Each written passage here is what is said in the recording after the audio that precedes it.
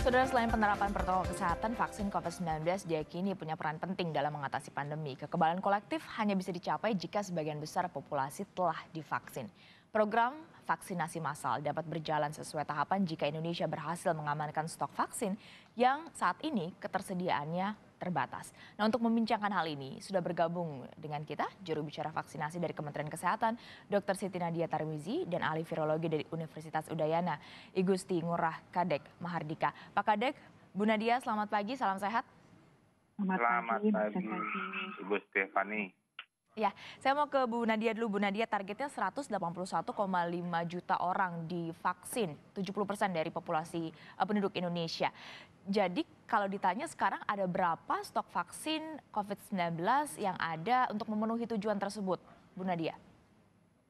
Ya, seperti kita ketahui ya, saat ini untuk vaksin dari Sinovac, baik dalam bentuk jadi maupun dalam bentuk bulk, kita memiliki 38 juta dosis vaksin ya, ditambah dengan yang akan datang dari yang sudah datang dari AstraZeneca sebanyak 1,1 juta vaksin.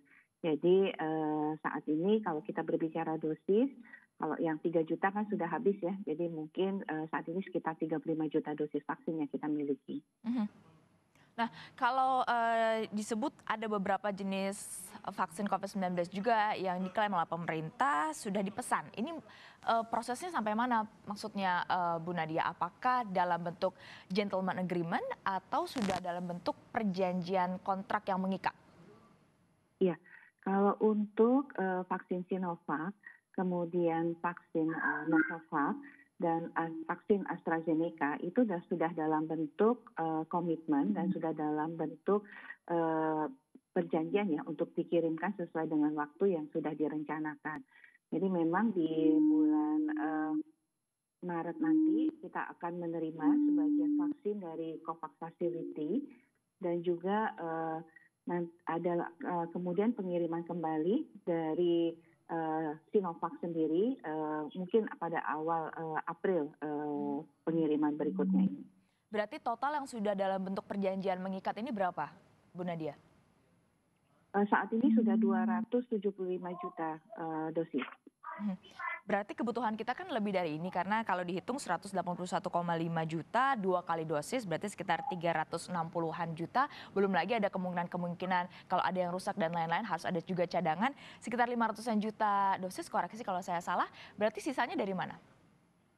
Ya, jadi kebutuhan kita dengan memperhitungkan kerusakan ataupun sisa daripada vaksin yang kita gunakan itu kita sudah hitung jumlahnya 426 juta dosis.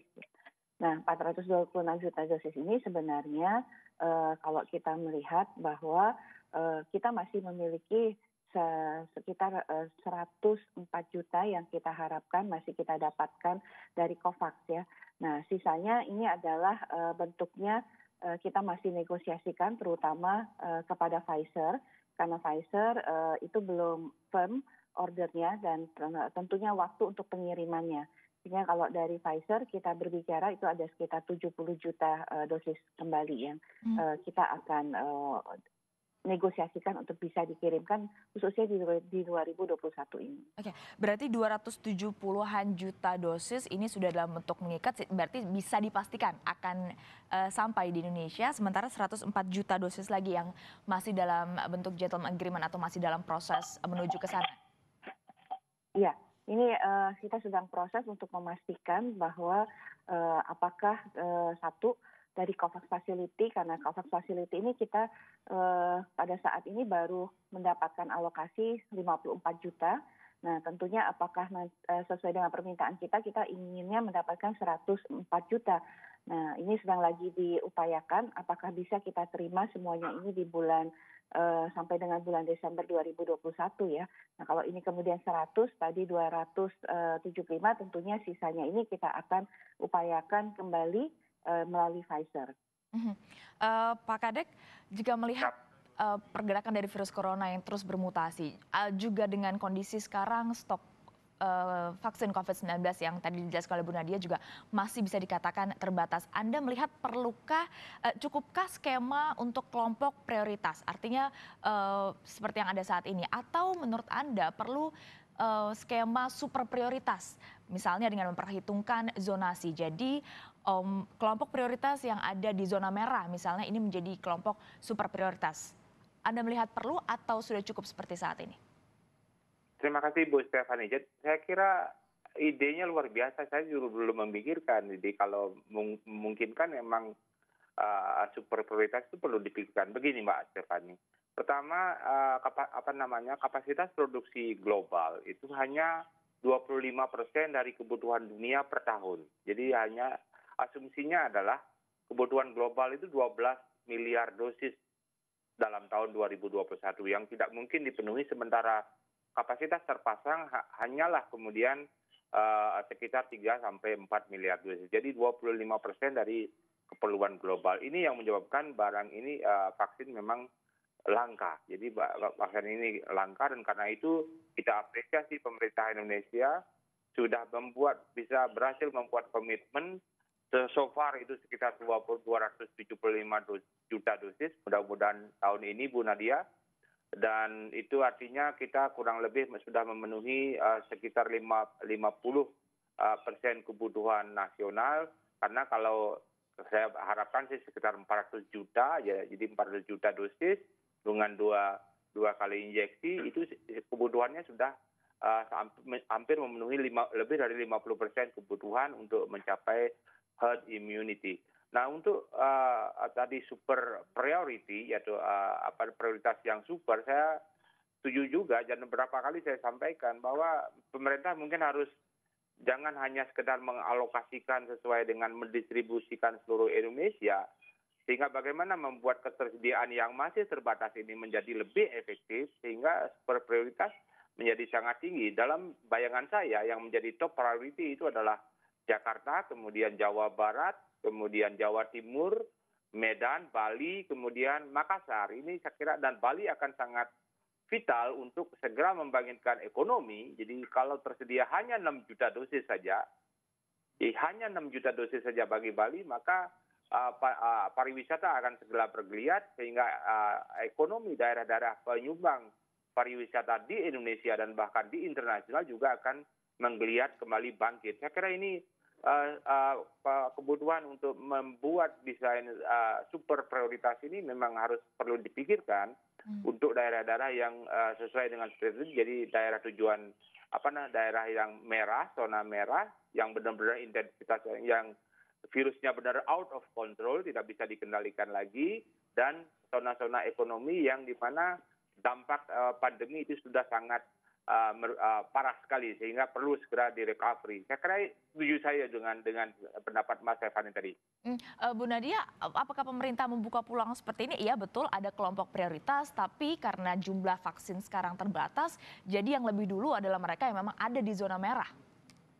Iya, untuk tahap kedua, usia di atas 60 tahun dan pemberi pelayanan publik, dengan vaksin yang kita saat ini distribusikan sebanyak 10 juta dosis, yang kita lakukan bertahap ya, di akhir Februari itu 7 juta dosis, dan terakhir di awal Maret kita tambahkan lagi 3 juta dosis. Ini juga pola distribusinya sudah kita mengikuti apa yang sudah disampaikan Pak Kadek tadi ya. Jadi artinya 70% dari distribusi vaksin itu kita fokuskan kepada penduduk di Pulau Jawa dan Bali. Jadi ada 7 provinsi yang mendapatkan alokasi 70%. Dan kemudian kita membagi lagi di dalam 70% tadi bahwa di 3 minggu pertama harus difokuskan kepada usia di atas 60 tahun yang berada di ibu kota provinsi dan seluruh provinsi DKI Jakarta. Baru tadi minggu kedua Maret kita baru menyampaikan kepada pemerintah daerah untuk memulai vaksinasi di luar ibu kota provinsi dengan jumlah vaksin yang kita distribusikan berikutnya. Berarti ini pertimbangannya ibu kota provinsi atau memang karena zona merah, Bu Nadia? Karena di zona merah, karena di sini jumlah kasus terbanyak dan jumlah yang memang laju penularannya paling tinggi dibandingkan daerah lainnya. Oke, Pak Kadek tadi Bu Nadia juga sudah menyebutkan ada beberapa vaksin yang diproyeksikan untuk masuk ke Indonesia. Juga ada Ya. sudah ada tadi Sinovac, juga AstraZeneca. Anda melihat dinamika yang ada saat ini, kita tahu beberapa temuan efek samping dari AstraZeneca sendiri. Menurut Anda seperti apa?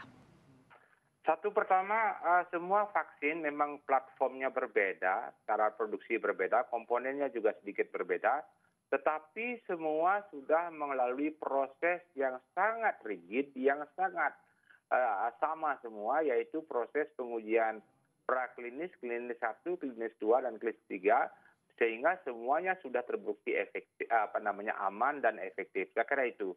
Jadi kemudian dari sana tentu karena kemudian memvaksinasi pada jutaan orang, koinsiden atau kebetulan kejadian seperti kasus AstraZeneca, itu yang saya tangkap dari AstraZeneca ini dengan pembekuan darah, yang gangguan pembekuan darah, itu adalah suatu koinsiden atau kejadian yang kebetulan terjadi, di mana proporsinya juga jauh lebih, hanya 40 orang kasus di dalam 14 atau 15 juta orang yang sudah divaksinasi, sehingga proporsinya sangat kecil dan ini hanya kebetulan saja terjadi. Nah, ini yang memang harus kita sampaikan kepada publik. Jadi faktor kebetulan ini harus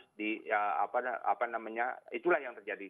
Sehingga harus juga diakui bahwa ini kan dihentikan sementara. Ini wajar, Mbak Stephanie. Jadi semua vaksin yang sudah di-approval atau diizinkan akan mengalami fase 4 namanya ketika digunakan kepada publik, dan selalu dipantau oleh BPOM negara masing-masing. Begitu ada reaksi yang kemungkinan berasosiasi dengan penggunaan vaksin, maka akan segera dihentikan sementara, segera dikaji untuk kemudian apakah lampu hijau atau lampu kuning atau lampu merah. Itu seperti yang terjadi pada AstraZeneca. Jadi sangat wajar sekali proses ini.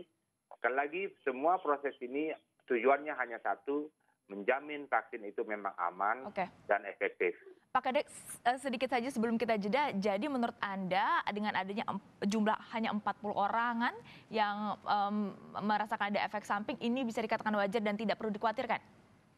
Sangat tidak perlu dikhawatirkan. Sekali lagi, 40 orang yang mengalami KIPI yang disebut dengan gangguan pembekuan darah. KIPI yang lain tentu banyak, demam, sakit kepala, mual-mual, itu banyak sekali juga. Tapi umumnya sangat mild, ringan, dan sembuh sendiri dengan istirahat maupun mungkin penggunaan penurun panas. Sedangkan yang berat untuk Sinovac sendiri yang sudah digunakan di Indonesia so far itu sampai 35 juta, tadi informasi dari Ibu Nadia, itu tidak ada gejala KIPI yang benar-benar mengkhawatirkan. Jadi ini sangat sangat wajar, jadi sangat masih dalam proses kajian yang aman dan efektif tadi. Ya. Selain AstraZeneca ada jenis vaksin lainnya yaitu Sputnik V. Tadi rekan kami Timothy Marbun berbincang dengan Duta Besar Rusia untuk Indonesia soal ini. Kita akan bahas usai jeda. Tetap di Sapa Indonesia Akhir Pekan.